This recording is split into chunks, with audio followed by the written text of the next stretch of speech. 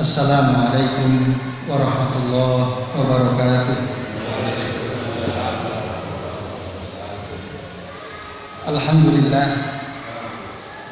Alhamdulillahi rabbil alamin wal aqibatu lil muttaqin wala udwana illa 'alal zalimin.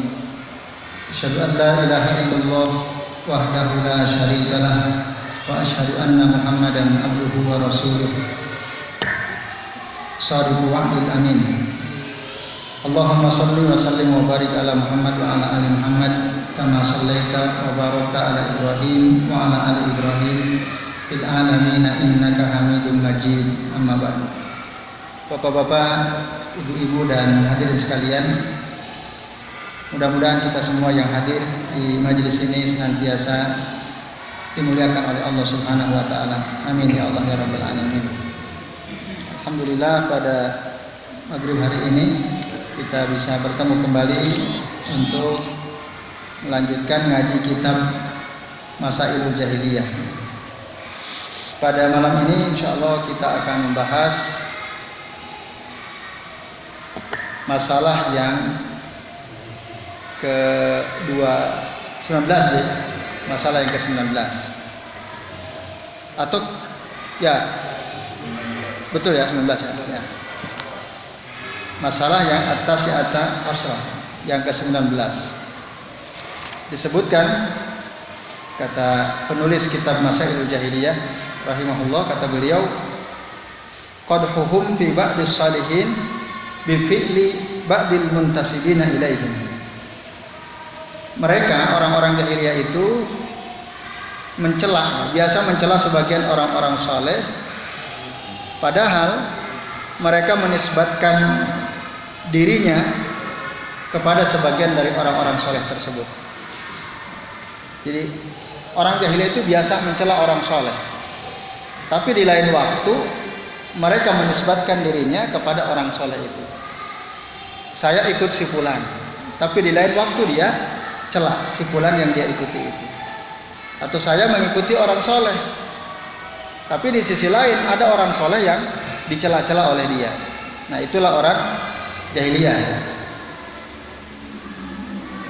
Kaqadhil yahud fi Isa wa qadhil yahud wan nasara fi Muhammadin sallallahu alaihi wasallam.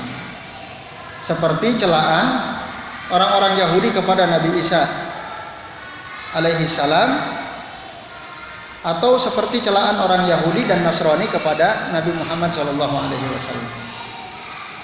Nah, orang-orang Yahudi ngaku bahwa mereka pengikut Nabi, tapi ada Nabi yang mereka cela, yaitu Nabi Isa. Nabi Isa itu dicela habis-habisan oleh orang Yahudi.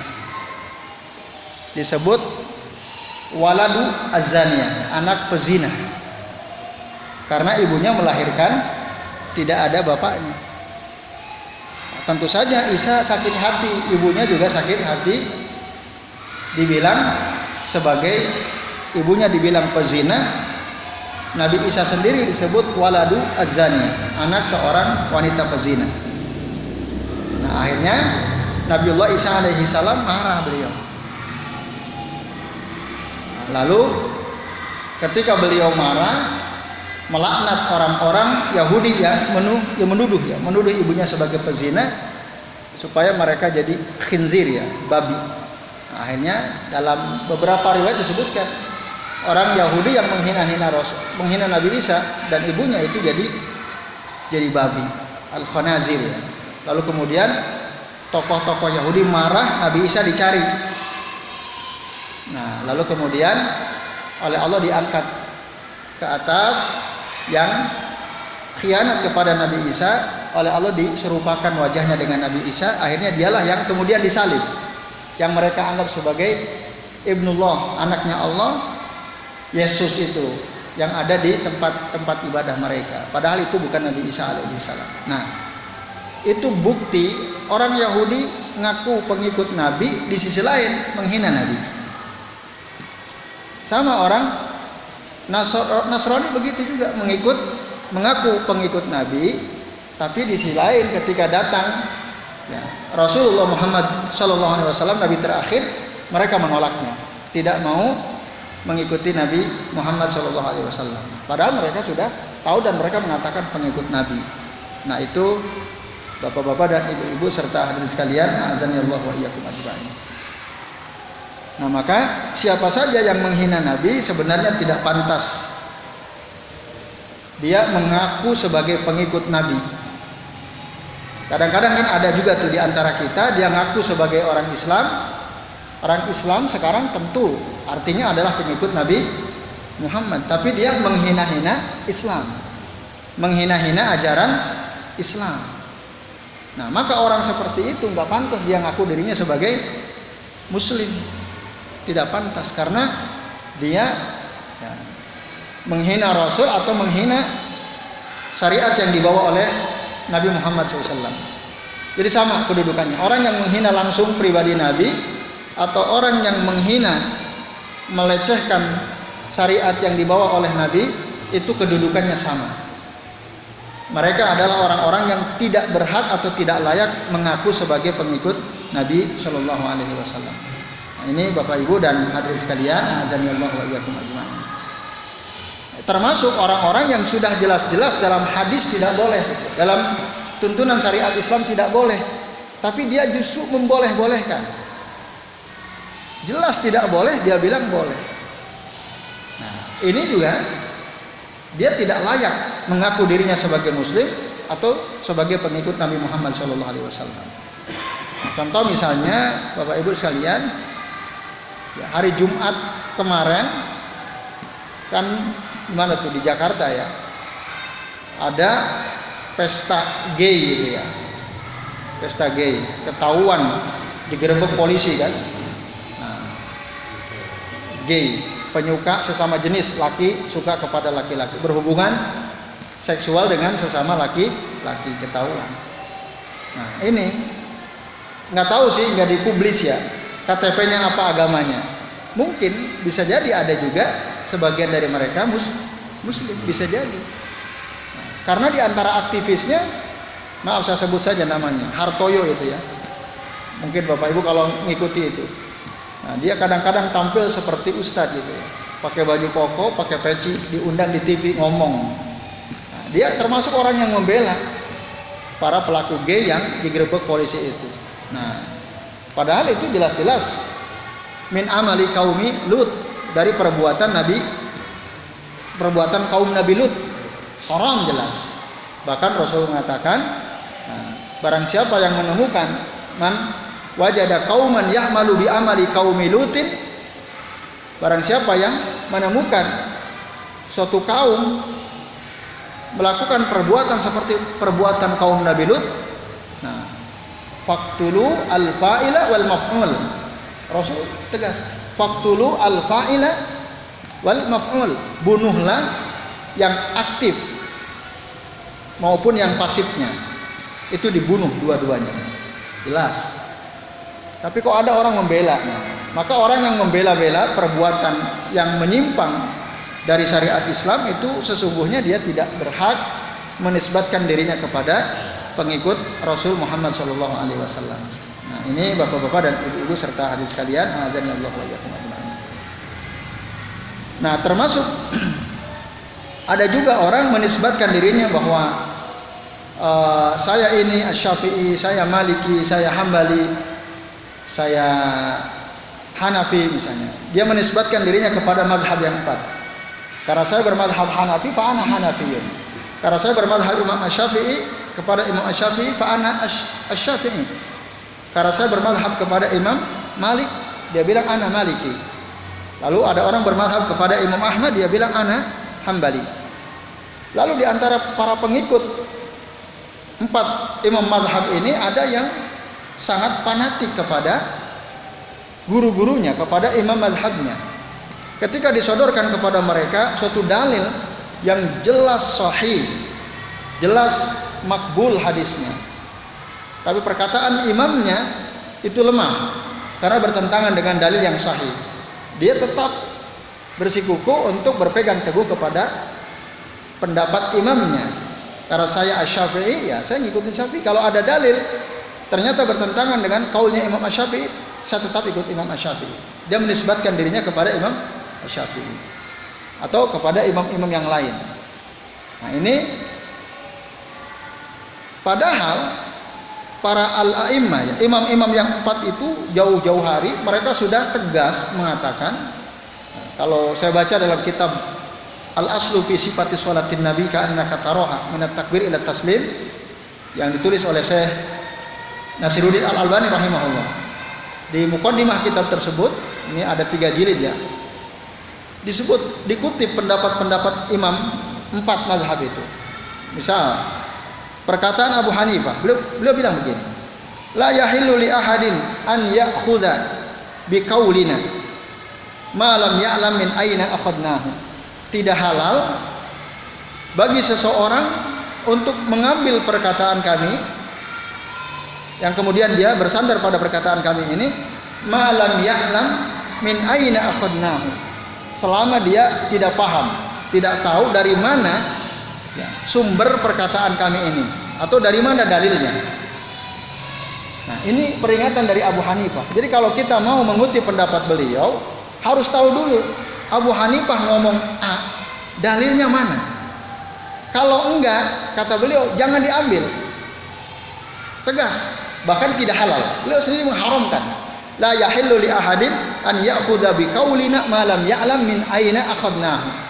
Tidak halal bagi seseorang untuk mengambil, mengutip atau bersandar kepada perkataan kami selama dia tidak tahu kami ini ngambilnya sumbernya dari mana. Itu Abu Hanifah tegas. Nah, lalu beliau bilang lagi, haramun ala man lam ya'rif dalili an yufta bi kalami. Haram hukumnya bagi orang yang tidak tahu dalilku, dalil yang aku gunakan.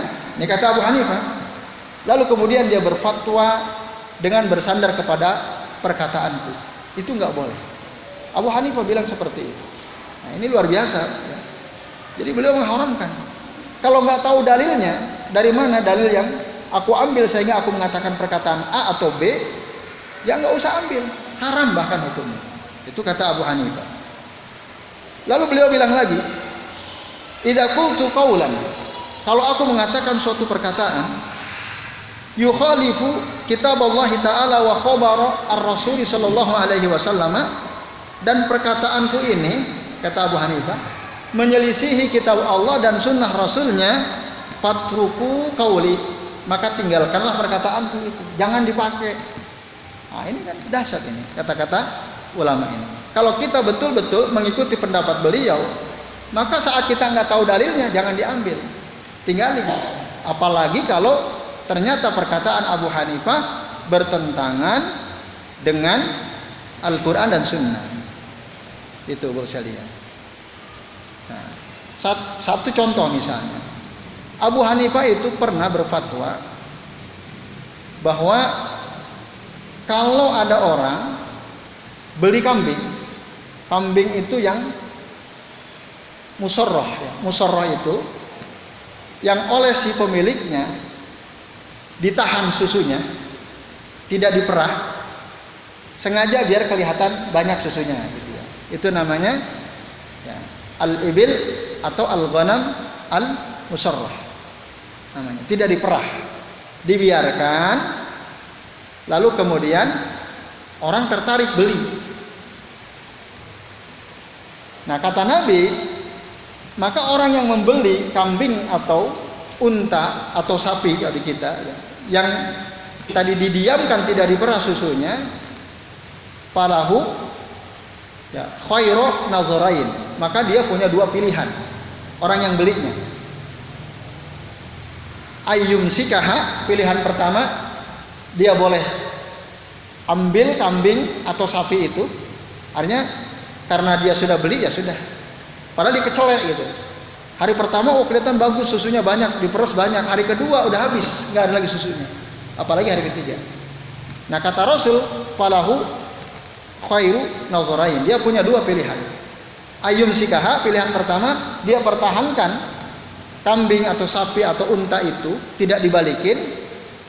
Atau yang kedua, auraddaha, atau dia kembalikan kambing musorroh atau unta atau sapi tadi kepada ila sahibiha, kepada yang pemilik yang pertama tadi, Nah, bersamaan dengan so'an min tamrin. So'an min tamrin ditambah dengan 1 sok kurma.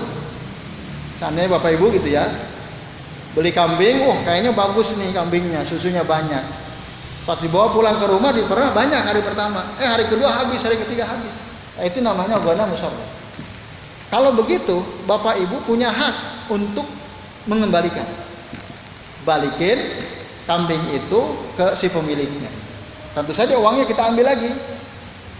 Tapi syaratnya kata Rasul, kita ketika mengembalikan kambing tadi harus ditambah so'an min tamrin. 1 sok atau so'an min to'amin ya, 1 sok makanan. 1 sok itu 5 kali arba'atu amdad atau khamsatu amdad ya. 5 mud, 4 atau sampai 5 mud. 1 mud itu segini. 2 telapak jari digabungkan, ini 1 mud. Nah, 1 sok itu 4 atau sampai 5 ini, 5 mud. Itu 1 sok. Maka dia harus balikin, tambah itu. Itu kata Nabi. Imam Malik, Imam Asy-Syafi'i, Imam Ahmad semua mengatakan itulah hukumnya. Jadi orang yang mau kembalikan sapi itu atau kambing itu harus ditambah 1 sok dengan makanan. Kalau di kita nggak ada kurma ya bisa dengan beras gitu ya, 1 sok beras. Abu Hanifah kata beliau enggak. Ini enggak masuk akal kata beliau. Masa kita beli kambing yang ditahan susunya, padahal kita tertipu, kita sudah perah susunya, kemudian hari kedua nggak ada, hari ketiga nggak ada, kok kita suruh balikin bersama dengan 1 sok makanan? Harusnya susu yang kita nikmati, yang kita perah itu adalah sebagai ganti rugi karena kita sudah tertipu. Harusnya kita nggak usah nambah dengan apa-apa, cukup balikin saja kambing atau sapi atau untanya itu, lalu kita minta uangnya. Sementara susu yang sudah kita minum, yaitu hak kita sebagai ganti rugi. Itu pendapat Abu Hanifah. Padahal hadisnya jelas, hadis sahih Bukhari Muslim.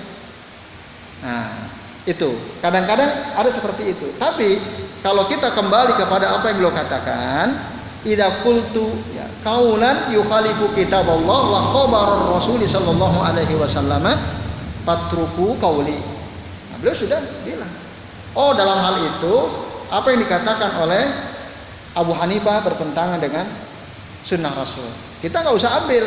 Jangan sampai kita bilang boleh, wong ada kok ulama yang bilang seperti itu. Nah, enggak.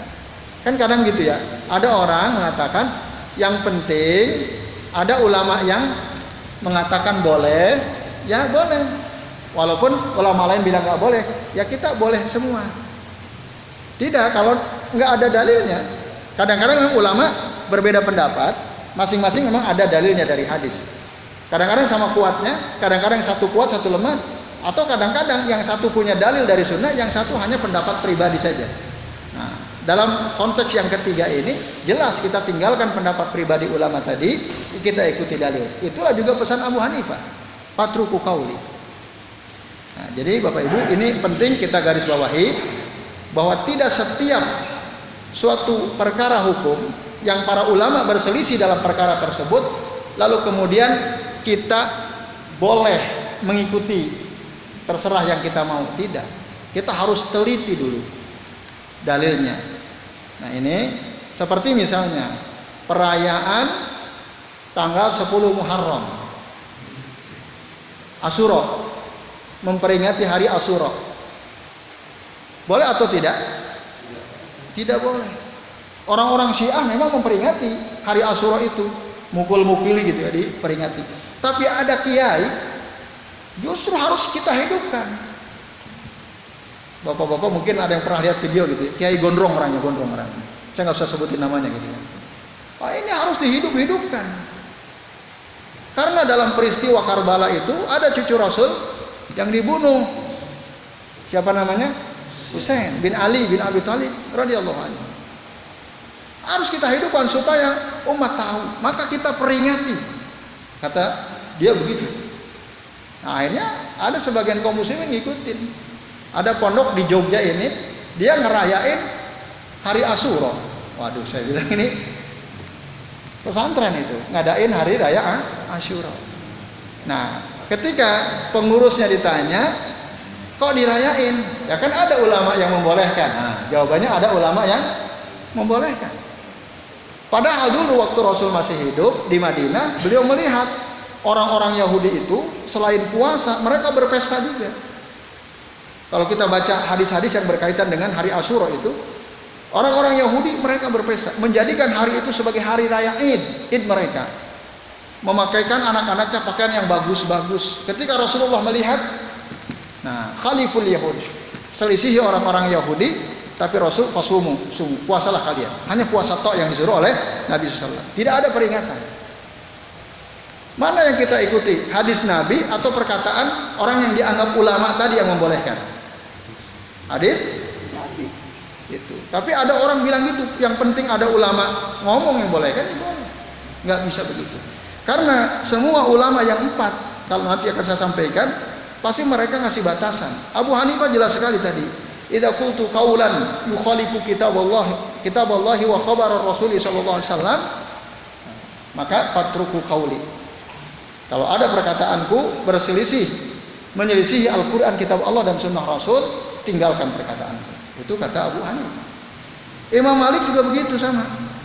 Kata beliau, innama ana basyarun ukhti'u wa usib. Saya ini manusia biasa. Bisa jadi kadang-kadang saya keliru. Wa usib. Bisa jadi kadang-kadang saya benar. Apa yang saya sampaikan benar. Tapi kadang-kadang bisa jadi saya keliru, kata beliau. Nah, lalu beliau bilang, fanzuru fi ra'yi. Perhatikan oleh kalian pendapatku itu. Fakullu ma wafaqa alkitab wa sunnata, maka semua perkataanku yang sesuai dengan Alkitab dan Sunnah, sesuai dengan Quran Sunnah, fakhuzuhu, ambil silahkan. Kata Imam Malik, ambil silahkan yang sesuai dengan Al-Quran dan Sunnah. Wa kullu ma lam yuwaffiqil kitab wa sunnata fatruku. Dan semua perkataanku yang tidak sesuai dengan Al-Quran dan Sunnah, fatruku, tinggalkan. Nah, itu Imam Malik. Semangatnya sama dengan Abu Hanifah. Imam Syafi'i juga bilang begitu. Beliau bilang redaksinya memang beda-beda, tapi intinya sama. Kalau Imam Syafi'i mengatakan kullu ma qultu, semua apa yang aku katakan, kata Imam Syafi'i, fakana anin nabiyyi sallallahu alaihi wasallam khilafa qauli mimma yasihhu, dan apa yang datang dari Nabi sallallahu alaihi wasallam yang sahih ternyata menyelisihi perkataanku, kata Imam Syafi'i, fa hadisun Nabi sallallahu alaihi wasallam aula, maka hadis Nabi SAW itu lebih utama. Fala tuqalliduni, maka janganlah kalian taklid kepadaku. Kata Syafi'i, jangan taklid.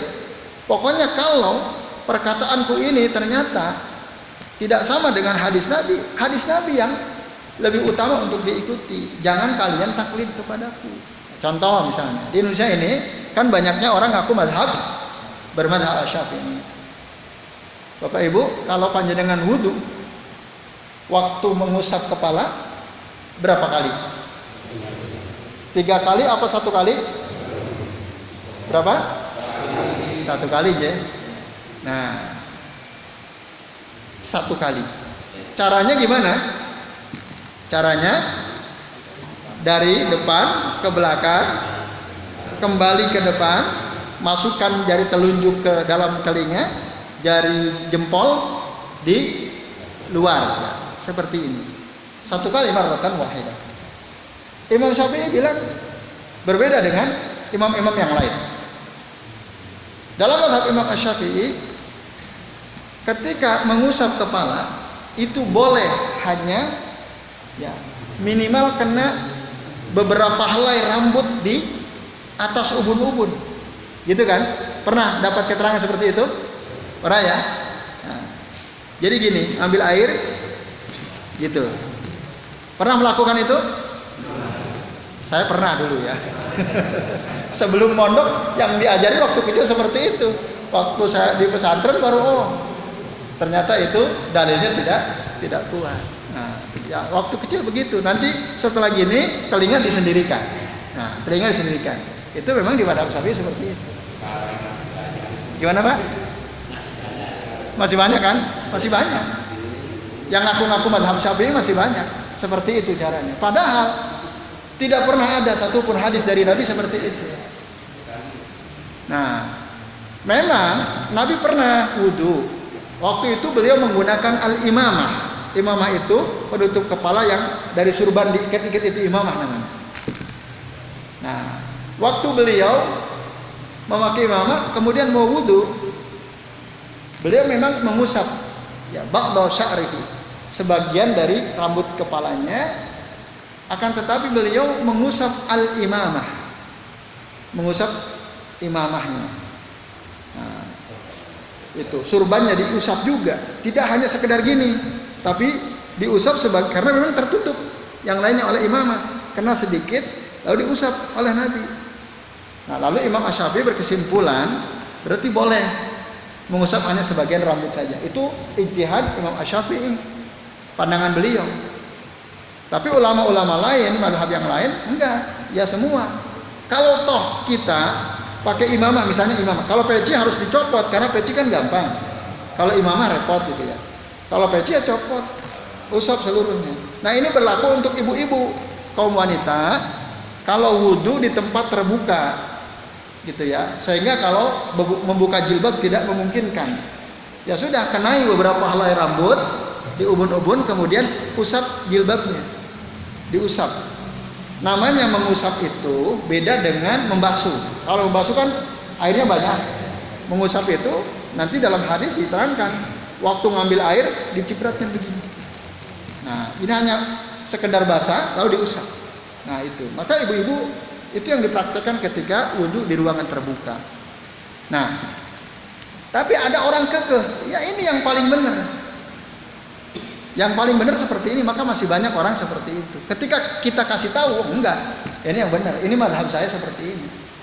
Padahal Imam Syafi'i bilang tadi, fakullu ma wafaqal kitab wa sunnata fakhudhuhu, wa kullu man lam yuwaffiqil kitab wa sunnata fatruku. Itu pesan Imam Syafi'i. Nah, ini enggak diikuti, maka dia sebenarnya enggak pantas menisbatkan dirinya kepada Imam Asy-Syafi'i. Karena Imam Syafi'i jelas, kalau dia mau betul ikuti, maka seluruh perkataan Imam Syafi'i yang tidak sesuai dengan Quran Sunnah itu harus tinggalin. Ikuti yang betul-betul memang sesuai dengan Al-Quran dan Sunnah. Yaitu sekalian. Nah, kemudian Imam Ahmad juga beliau pernah bilang, la tuqalliduni wa la tuqallidu Malikan wa la Asy-Syafi'iyya wa la Al-Auza'i wa la Ats-Tsauri wa khudh min haitsu akhadhu. Itu pesan Imam Ahmad. Jangan kalian taklid kepadaku. Jangan kalian taklid kepada Imam Malik. Jangan kalian taklid kepada Imam Asy-Syafi'i. Jangan kalian taklid kepada Imam Al-Auza'i. Jangan kalian taklid kepada Imam Ats-Tsauri. Tetapi ambillah dari sumber di mana mereka ngambil. Imam Malik, Imam Ahmad, Imam Syafi'i, Imam Al-Auza'i, Imam Ats-Tsauri, semua mereka mengambil dari Quran Sunnah. Ya ambillah kita dari Quran Sunnah. Jangan ngambil dari perkataan mereka, lalu kemudian kita taklid kepada mereka. Itu kata Imam Ahmad, nggak boleh. Nah, ini maka para ulama jelas sekali. Ya. Mereka sudah tegas memposisikan diri mereka bahwa mereka hanya mencoba memahami bila mana yang mereka pahami, yang mereka sampaikan ternyata bertentangan dengan Quran Sunnah, tinggalin. Nah, ini saya kira begitulah seharusnya para ulama. Kita harus contoh para ulama imam madhab yang 4 ini. Nah, lalu kemudian bagaimana? Kalau mereka sudah bilang begitu, ya udah kita nggak usah berat hati untuk meninggalkan perkataan ulama yang memang tidak sesuai dengan Al-Quran dan Sunnah. Nah, ini mah di kita banyak boro-boro ini perkataan imam 4. Kadang-kadang kiai zaman sekarang aja udah jelas-jelas keliru tetap diikuti. Ada nggak tuh? Ada banyak yang kayak gitu. Udah jelas-jelas keliru, mereka malah tetap ikut. Nah, ini. Nah, maka orang-orang yang seperti itu sebenarnya tidak layak menisbatkan dirinya kepada orang-orang soleh, para ulama. Kalau tetap, berarti mereka seperti orang jahiliyah ini. Sifatnya begitu memang. Orang jahiliyah begitu. menisbatkan diri kepada orang soleh, kepada Nabi, padahal yang mereka lakukan menyelisihi orang-orang soleh tadi. Allah Ta'ala alam. Ya, ini Bapak Ibu sekalian, masalah yang ke-19 ya. Kemudian masalah yang ke-20 dikatakan i'tiqaduhum ya. Keyakinan mereka orang-orang jahiliyah maksudnya. Fi makhariqis saharah. Dalam makharik itu, jadi ada namanya suatu fenomena khariqul adah. Khariq makharik ya. Sesuatu yang luar biasa, berbeda dengan kebiasaan. Itu disebut makhariqul adah. Contoh gimana makhariqul adah itu? Contohnya misalnya kalau dari Nabi itu nanti disebut mukjizat ya. Nabi tangannya, jarinya bisa mengeluarkan air ya, pakai wudu oleh para sahabat. Nah itu. Nabi punya susu 1 mangkok, aslinya susu itu hanya cukup untuk 2 orang, tapi bisa mengenyangkan 80 orang ahlu suffah. Itu kan makhariqul adah. Nah, orang-orang jahiliyah itu mereka berkeyakinan dengan keluar biasaan pengaruh sihir. Jadi sihir itu memang bisa punya pengaruh luar biasa. Wa amsaluhum, atau yang semisal dengannya, annaha min karamatis salihin, bahwa itu merupakan karamah orang-orang saleh. Lalu kemudian ya, wa nisbatuhu, lalu mereka menisbahkan hal itu kepada ilal anbiya'i kama nasabuhu li Sulaiman alaihi salam. Lalu mereka menisbatkan hal tersebut kepada para nabi sebagaimana mereka menisbatkannya kepada Nabi Sulaiman alaihi salam. Maksudnya gimana? Nah, Bapak sekalian, suatu fenomena luar biasa itu apabila muncul dari diri nabi dan rasul, itu namanya mukjizat namanya. Tapi kalau fenomena itu muncul dari orang-orang saleh, dari wali-wali Allah, auliaullah. Wali Allah itu adalah orang yang semua perilakunya, omongannya sesuai dengan Quran Sunnah. Jadi nggak ada wali Allah nggak sholat Jumat. Kalau ada orang disebut wali nggak sholat Jumat, itu wali syaitan namanya. Ya. Kalau ada wali, katanya wali tapi nggak sholat Jumat, itu wali syaitan namanya. Kalau ada wali masuk ke diskotik ikut minum khamar sambil pelukan perempuan pakai bikini, wali Allah atau bukan? Wali syaitan itu namanya. Karena wali Allah itu tidak mungkin melakukan sesuatu yang dilarang oleh syariat Allah, tidak mungkin. Itu patokannya. Nah, jadi orang-orang jahiliyah ini setiap melihat sesuatu yang di luar kebiasaan, kan kadang ada ya, kita baca buku-buku yang cerita tentang karomah para wali. Di Indonesia juga ada. Ada nggak di Indonesia wali? Ada. Bahkan bisa jadi di sini ada wali juga, kita nggak tahu kan? Wali kelas, wali murid ya. Tapi yang jelas semua kita kan berpotensi jadi wali, Bapak Ibu. Ada peluang untuk menjadi wali Allah. Syaratnya gampang. Satu, terus mendekatkan diri kepada Allah dengan yang wajib-wajib. Lalu kemudian yang sunnah-sunnah kita kerjakan semua. Kata Rasul itulah, kalau kita baca kan hadis qudsi. Kata Allah begitu. Jadi man adali waliyan faqad azantuhu bil harbi. Barang siapa yang memusuhi waliku, maka aku sudah permaklumkan untuk aku perangi orang tersebut. Lalu Rasulullah Allah mengatakan, ya, barang siapa yang mendekatkan dirinya kepadaku dengan yang aku fardukan kepadanya, nah, lalu kemudian dia senantiasa mendekatkan dirinya bin nawafil dengan yang sunnah-sunnah. Apa kata Allah? Nah, faqad ahbabtuhu, maka aku sungguh mencintai hambaku itu. Au kuntu ihbuhu, saya mencintai hambaku itu. Wa idza ahbabtuhu, kalau aku mencintai hambaku, Allah cerita dalam hadis qudsi itu, fa kuntu sam'ahu alladhi yasma'u bihi wa basaruhu alladhi yubsiru biha wa yadahu allati yabtishu biha wa rijluhu allati yamshi biha. Wa idza sa'alani fa'utiyannahu wa idza ista'adani fa'uizannahu. Nah, itu wali Allah itu gitu. Minta apa saja oleh Allah langsung dikabul tuh wali. Berlindung kepada Allah langsung Allah lindungi. Maka ada memang ya, saya baca buku gitu ya, cerita orang saleh. Ini tidak berlebihan cerita ini, bagus sekali ya di buku itu. Jadi suatu saat ada seorang alim ya sama muridnya mau taklim gitu ya, isi pengajian. Muridnya ikut. Terang, cuaca terang. Tiba-tiba di tengah jalan hujan deras sekali. Padahal sudah ditunggu. Nah, untuk jalan ke sana tidak memungkinkan. Waktu itu belum ada handphone, sehingga tidak bisa telepon panitia kan. Nah, kalau sekarang bisa telepon panitia, dulu nggak ada.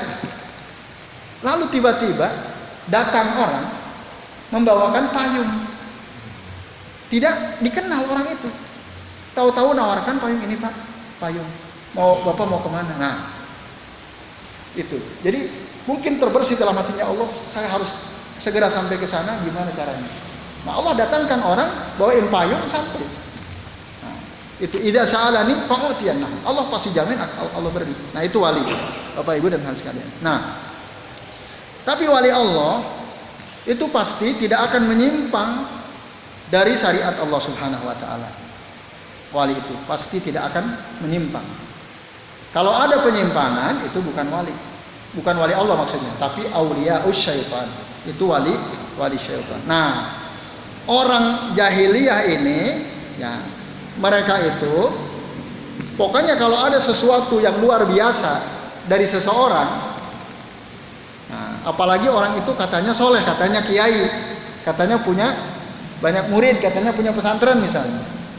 Padahal orang ini nyeleneh gitu.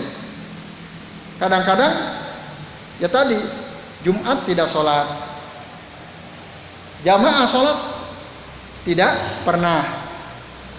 Ditanya di masjid ada nggak, kelihatan enggak. Di pesantrennya sholat bareng nggak sama santri, nggak ada juga. Lalu sholat di mana? Ya itu kan dia kan wali. Jadi ya, kalau wali kan beda tingkatannya sama kita. Yaitu orang yang menyimpang seperti itu dari syariat Rasul Muhammad SAW, maka dia bukan wali. Tapi kan dia punya karomah. Nah, dia kan punya kehebatan. Apa kehebatannya? Bisa berjalan di atas air. Katanya kan gitu. Nah, lalu apalagi? Bisa menjadikan pasir menjadi beras. Air putih bisa jadi minyak tanah. Wah, itu ada kan? Nah, itu lalu dianggap itu wali. Saya lihat sendiri kok. Tapi soal jamaahnya gimana? Ya memang saya nggak pernah lihat.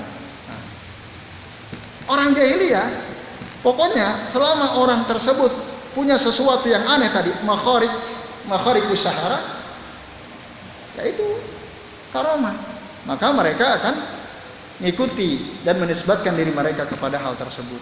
Nah, ini Bapak Ibu dan hadirin sekalian, maka kita sebagai seorang Muslim yang benar, ya, pengikut Nabi Muhammad SAW, kalau kita menemukan ada orang hebat, ya, gitu ya, dia pokoknya ada aneh, kita kok bisa ya, kok bisa. Terus kita teliti, gimana kebiasaan sehari-harinya, bagaimana ibadahnya. Kita lihat, oh ternyata tadi banyak yang menyimpang atau ada yang menyimpang, maka kita harus tinggalkan meskipun mungkin dia punya kehebatan. Karena nanti syaitan akan menggoda kita dengan cara seperti itu. Nah, ini Bapak Ibu dan sekalian, apa yang bisa kita bahas ya, saya kira cukup sampai masalah yang ke-20. Ini sudah isya. Barangkali ada satu pertanyaan, silakan ringkas kalau ada yang mau tanya. Ya, monggo Pak Jazim ya. Terima kasih. Singkat pertanyaannya. Ya. Tadi juga Ya. beberapa hari lalu kami menyaksikan satu tayangan TV. Ya. Menyinggung masalah Islam. Apakah saya mengatakan Islam itu masuk orang Jaya atau tidak? Karena pertanyaan di Indonesia juga banyak orang Syiah. Syiah. Saya bagaimana masyarakat Indonesia? Karena Syiah negara itu ada juga. Ciri-cirinya gimana gitu Pak ya? Ya. Baik, betul sekali Mas Salian. Syiah di negara kita ini banyak ya. Organisasi ada namanya Ijabi itu Ikatan Jamaah apa Ijabi Ahlul Bait itu ya, Ahlul Bait. Ketuanya Jalaluddin Rahmat, orang Syiah. Dan saya pernah lihat sendiri orang Syiah itu kalau sholat dia bawa batu Karbala, batu bulat gitu ya. Kalau dia sholat ditaruh di depannya, nanti sujud keningnya kena batu itu. Saya lihat dekat saya. Sholat zuhur waktu itu saya di Jalan Ring Road, di sana ada rumah makan Mataraman, rumah makan kampung itu, masakan kampung. Waktu saya ada rapat, ada musolahnya, saya sholat di situ jamaah, tapi dia menyendiri. Nah, sholatnya pakai batu itu. Langsung, wah ini Syiah, ini orang Syiah. Ada. Dan aneh juga, waktu duduk dia gini-gini. Itu kelihatan sekali karena di depan. Nah, orang Syiah itu dia tidak berhak menisbatkan dirinya kepada Islam. Orang Syiah bukan Islam dia. Kenapa? Karena mereka itu menghina Abu Bakar, menghina Aisyah, menghina Umar, Utsman. Mereka mengagung-agungkan Ali, menghina sahabat Khulafaur Rasyidin yang 3. Padahal Rasul bilang la tasubu ashabi, la tasubu ashabi, la tasubu ashabi. Lau anna ahadakum anfaqa misla Uhudin dhahaban, lam la yabludu mudda ahadihim wala nasifahu. Jangan kalian celak sahabat-sahabatku. 3 kali Rasul ngomong begitu. Karena apa? Seandainya salah seorang di antara kalian menginfakkan emas sebesar gunung Uhud, itu tidak akan bisa menyamai kebaikan mereka. Baik 1 mudnya, bahkan setengah mudnya pun nggak bisa. Jadi jangan pernah mencela sahabat satupun. Dan sahabat Nabi banyak sekali, ratusan ribu ya. Nah, orang Syiah itu kerusakannya mencela sahabat. Lalu mereka berniat mukul-mukuli dirinya waktu memperingati 10 Asyura itu. Yaitu, maka mereka tidak bisa dikategorikan orang Islam, orang Syiah itu, bukan dari umat Nabi Muhammad SAW. Yaitu Pak Jazid. Ya. Siap, ya. Karena waktu besok nanti tolong diingatkan lagi, ditanyakan lagi ya, Pak Jazid. Ya, saya kira ini penting juga. Karena waktunya, maka kita cukupkan sampai di sini. Terima kasih Bapak sekalian atas perhatian panjenengan semua. Mari kita akhiri dengan membaca doa kafaratul majlis. Subhanakallahumma wa bihamdika asyhadu an la ilaha illa anta astaghfiruka wa atubu ilaik. Wa sallallahu ala Muhammadin wa ala alihi wa sahbihi wa barik wasallam. Billahi taufiq wal hidayah. Wassalamualaikum warahmatullahi wabarakatuh.